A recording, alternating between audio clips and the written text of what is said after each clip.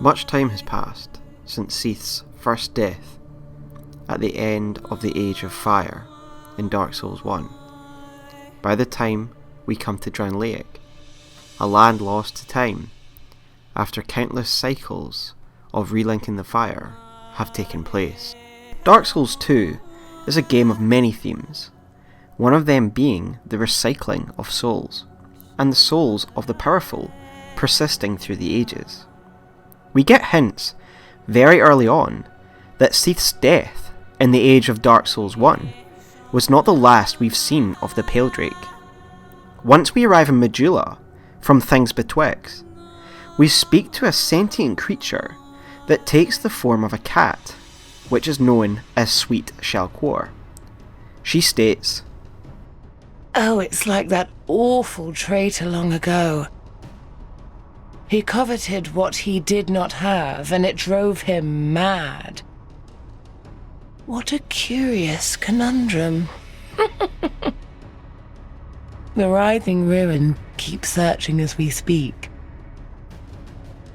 Searching for its heart's desire.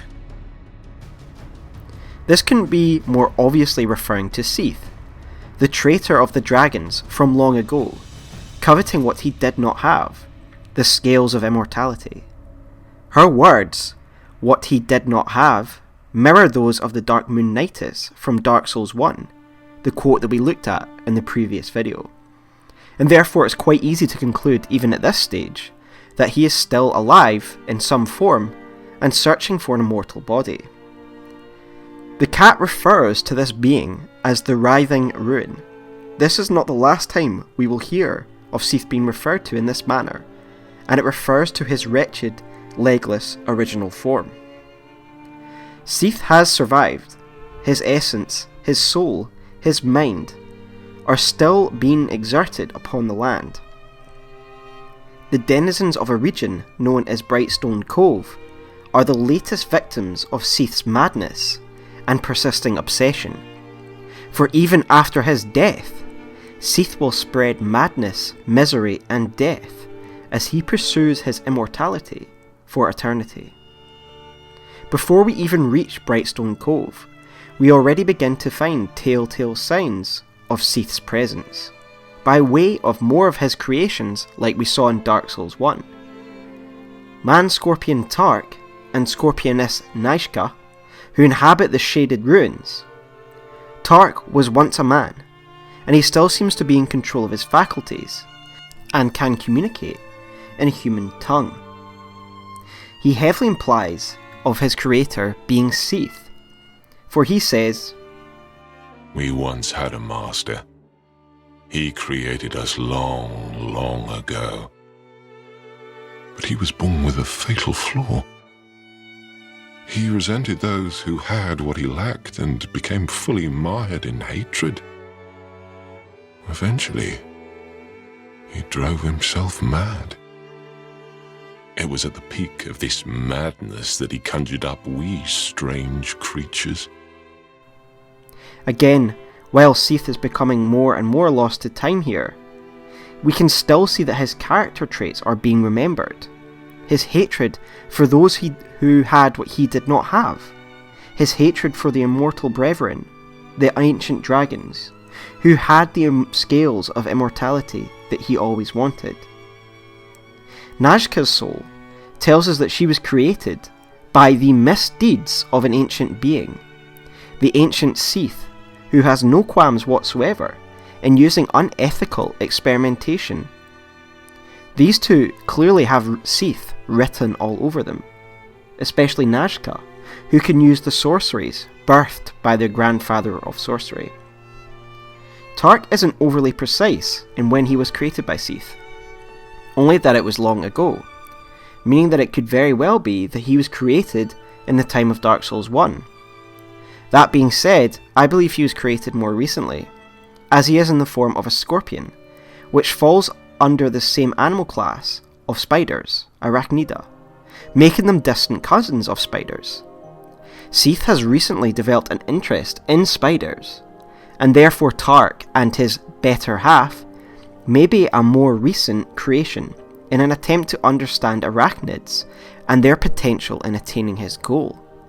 Indeed, it is further emphasised by another piece of dialogue that Tark gives us after defeating his insane partner.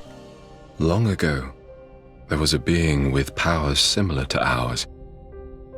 The creature took the form of a spider, but I don't know where it disappeared to. Perhaps it was seduced by madness. To me, this shows that Tark and Nazca were failed experiments of Seath after his demise in Dark Souls 1, in an attempt to create a suitable keeper or vessel for his bodiless form. The spider creature that we hear Tark talking about would become Freya, whose Seath would use to achieve his own ends in Brightstone Cove. We come to this region, crystals everywhere, a sure sign of the Paledrake. And in fact, this area is heavily implied to have once been the Crystal Cave, for Ornifex tells us of a pale beast who once inhabited this land. This at once explains the presence of the crystals and the presence of Seath himself, that this land was once his, the Crystal Cave. This region recently had been a prosperous mining community, run by a man known as the Duke Seldora. The Brightstone Key gives us an insight into the man and the rise and fall of his community. It says, the eccentric Lord Seldora, known for his fascination with spiders, built a town and a personal fortune by mining Brightstone. One day, the town was overrun, but Lord Seldora only stood by and watched, eerily contented. This town and its duke made a fortune from mining these crystals, known as Brightstone in this age. However, the duke was obsessed and seemed to have a strange fixation with spiders. And this is no surprise, given Seath's history of causing madness. Much as Big Hat Logan would be driven insane, so is the Duke Seldora by the persistent presence of the Paledrake. It is clear the authorities of the kingdom knew of the fall of this settlement, for there is an army camp at the top of the settlement full of Falconer mercenaries, to stop any of the infected from leaving. For in the dark deep of the cove, there is the corpse of an ancient dragon caught in the web of the giant spider, known as the Duke's dear Freya. The soul of this being, and I'm reading the description from Scholar of the First Sin, as I believe it's clearer, says this: Soul of the Duke's dear Freya, the writhing ruin's keeper. The writhing ruin is an ancient thing, whose shadow remains cast over the land. It first took possession of a solitary insect, but grew in its power, feasting on the wealth of twisted souls found in the land. This tells us of an ancient being that was known to the people of this time as the Writhing Ruin. This is the second time that we've heard this title. Shalquar also calls the ancient traitor this name. This is Seath, the ancient being who betrayed his own. The Writhing Ruin is accurate because of the way he is now and his appearance as a dragon. Freya's soul and the old Paledrake soul both tell us that Seath is still exerting his influence over the land, and that he exists in some way. Freya, the spider, separate from Seath, as the soul describes, was once a solitary insect who has now become the keeper of the Writhing Ruin. As we learn from Tark, this was another creation of Seath, who was like those two, but then would become the keeper of the Writhing Ruin. Seath inhabited the body of this spider, who then grew in power, this spider becoming the keeper of Seath's soul. It looked after Seath's soul as a caretaker, in return for immense power. It is huge, powerful, strong, and Freya is even able to manifest the pale breath of Seath. Through Freya, Seath has gained a body, as well as a potent force of spiders at his disposal. I'm now going to quickly address a lore point that often gets confused while we are here. Freya is not Seath. Freya is often referred to as the keeper of Seath, meaning it is a vessel or a creature that keeps Seath's soul, not being Seath himself. It is used to achieve Seath's end and is possessed by Seath, but is not in fact Seath. The two are often referred to separately and quite distinctly. And secondly, we don't actually embrace the Great Soul when we kill Freya, like we do with the other great beings. We only embrace the Great Soul when we pick up the separate soul, where a crystal will later grow. As they are two separate beings, two separate souls that inhabit the same body. Hence, maybe why it's got two heads. Speculation, of course. I also believe this is why the scholar of the first Sin edition changed the wording from the first wording in the original game, as the newer version makes this distinction clearer, that there is in fact two separate beings, Freya, the Keeper, and the Writhing Rune, Seath himself. Additionally, consider the way Tark refers to them both. In the dialogue I've already mentioned, Tark speaks of Freya as a creature similar to him in Naishka. He does not call it his master. After defeating Freya, only then does he say, "You've defeated my master." But he does not mean the creature, Freya, but in general that we have defeated Seath and his soul and his machinations. Freya is a creature that was created by Seath, and thus it is the Keeper, not the Writhing Rune itself. But I digress. The spider is called the Duke's dear Freya, and we know that the Duke was a person obsessed with spiders. And from the name, we can assume that in his madness, this particular spider became his dear pet, and it was most likely him who named it Freya. At his infatuation with Freya, and therefore Seath, and he will have directed the town on behalf of Seath. Once Seath had achieved his goal within the mine of uncovering the ancient dragon's body, he would then destroy the town, as we saw described by the key's description, and he would unleash a swarm of spiders upon the townsfolk. But why? Why does he spread madness and death in Brightstone Cove? The answer is what was uncovered deep within the cove, where Freya and Seath have made their lair. Seath has manipulated the Duke to keep digging, and this corpse is a corpse of a true everlasting dragon, the body that Seath has always wanted, that of an immortal being. As Shalcor states, the Writhing Rune has been seeking for what he always wanted, and thus I believe the Paledrake has been trying to pass his soul from Freya's body into this immortal corpse, and he would gain the body he has always wanted. This is the corpse of a real everlasting dragon, for we can enter its memories, which takes us to the Age of Ancients and the War of the Dragons, and it infers that this dragon was killed in the war. This explains Seath's obsession. The one thing that Seath has always wanted is the body of his brethren. This is a clear progression of Seath's desire for immortality. While he had been alive, he had tried to make his original body immortal by using crystals and magic. But now that his soul no longer has his original vessel, the new plan would have been to transpose his bodiless soul into the body of this ancient dragon. Upon the destruction of his current vessel and the absorption of his soul, Tark congratulates us on his victory over Seath, and states, What skill! You've defeated my master. But our master never dies, and he changes form so that he may seethe for all eternity.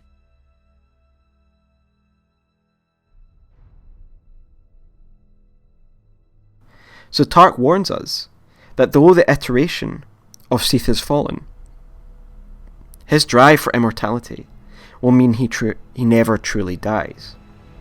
His legacy will still live on, and his influence would be felt as the world came to an end, and we'd have found a pale imitation of his face in the kingdom of Lothric. In the age of Lothric, the world is coming to an end. All of the lands from all time are being drawn together in a cyclone. Too many ages, too much of relinking the fire, beyond counting, and this is what's happening to the world at the end of time.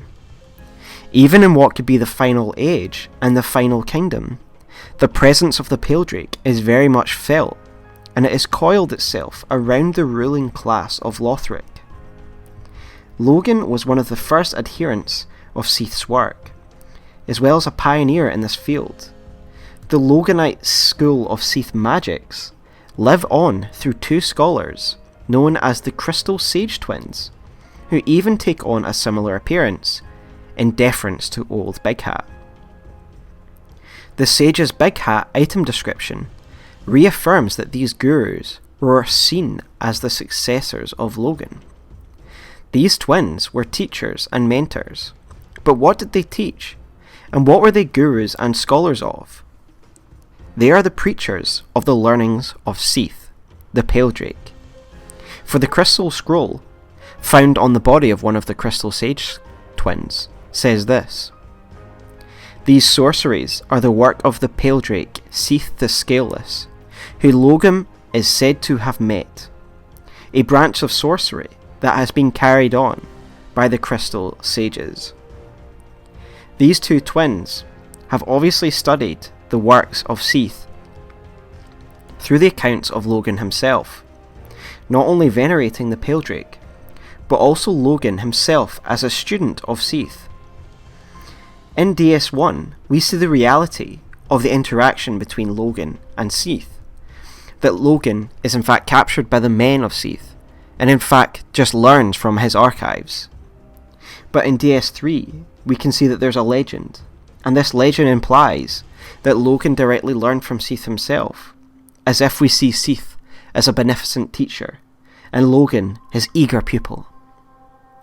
The works began by Seath, and then re-engineered by Logan for human use, is being carried on by these twins, who not only see themselves as teachers, scientific, of these works, but as religious leaders, carrying on the great works of Seath the Scaleless, and venerating his legend and cult. However, much like Seath, they are firmly aligned with the forces of, quote, order or light, and they use their knowledge and to pass it on to their allies.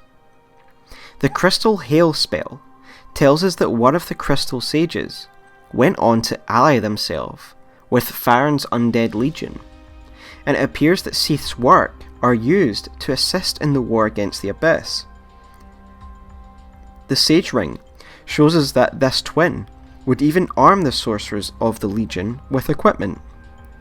This ring also tells us that the users of these spells in the Legion took the Sage's methods and developed them into more pragmatic and straightforward spells that were to be used for a single purpose, the most efficient way of fighting the dark. In this way, the legacy of Seath's magic lives on in the fight against the dark. The Sage and his students still inhabit Farron's Keep, only falling after facing the Ashen One. However, this is just one instance of Seath's legacy. In Lothric, its effects are far more insidious, and go right to the top of Lothric's society.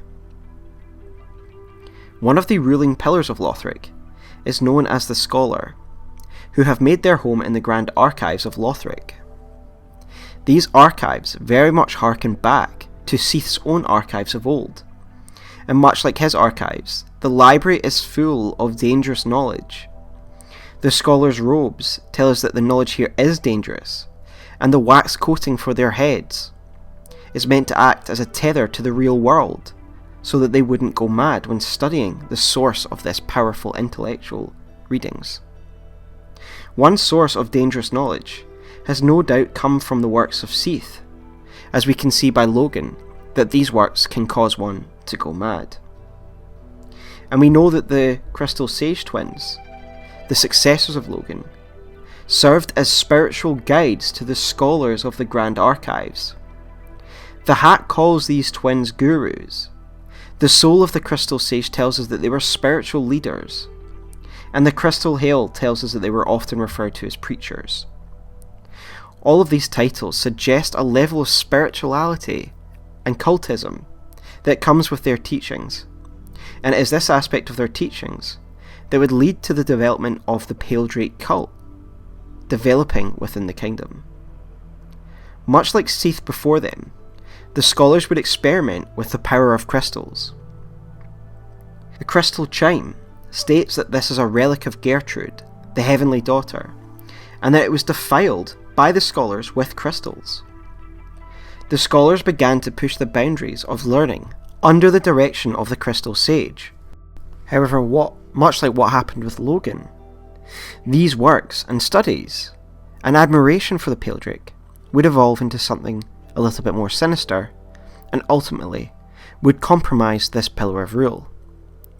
The royal family of Lothric was obsessed with creating a worthy successor to the throne, and we learn from the Cinders of Lothric that this obsession would drive the family to unspeakable means. None was more obsessed in achieving this aim than the king of Lothric, Ocerios. In his desperation, it is easy to see that he would turn to the archives in trying to harness his powers and his bloodline for a greater purpose. His soul tells us this: Ocerios went mad trying to harness his royal blood for a greater purpose, leading him to the heretics of the Grand Archive, where he discovered the twisted worship of Seath the Paledrake. In parallel with Seath, Ocerios went mad due to a fixation, and turning to the archives, he discovered this worship of Seath, the collected wisdom, history, and madness of the mighty dragon. In Seath's work, Ocerios believed he had found salvation. In part 1 of this series, we discussed the works of Seath, how he developed magic and crystal magic in his attempt to unravel the secrets of the soul and immortality. For Ocerios, these works would have appealed. Perhaps in unwrapping the mysteries of Seath, he would discover how to create the perfect heir. We can see from the White Dragon Breath that Ocerios was edified by the derivative magics of Logan, which attempted to emulate Seath himself. Like Logan, Ocerios, in his quest for perfection, believed that the perfect heir could be attained by becoming like Seath. The Moonlight Greatsword description says this: Ocerios, the consumed king, was infatuated with the search for moonlight, but in the end, it never revealed itself to him. Moonlight is the power associated with Old Seath and his particular brand of magic. Again, this shows that Ocerios was obsessed with becoming like the Paledrake himself. He became consumed with this fantasy. Much like Logan, he derobed and uses the crystal breath to become closer to Seath, and in a sense he succeeds more than Logan does, for he is the closest reincarnation in human form of Seath himself. When we meet him, we can see that his appearance is like that of Seath. He is pale and blind based on his dialogue and appearance.